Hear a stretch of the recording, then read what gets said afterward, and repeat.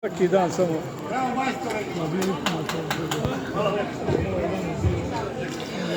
Narodna upravo i kaže zasviraj i za pojas zadeni.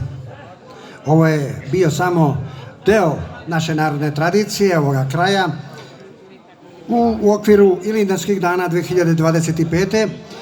Organizatori su turistička organizacija Priboj i eparhija Srpske pravoslavne crkve, a pod pokroviteljstvom opštine Priboj. I ovo je samo jedan segment Ilindanskih dana. Čuli ste ih pojedinačno, a sada na samom kraju da ih čujete zajednički kako to zvuči. Zapjevajmo glasno ovdje.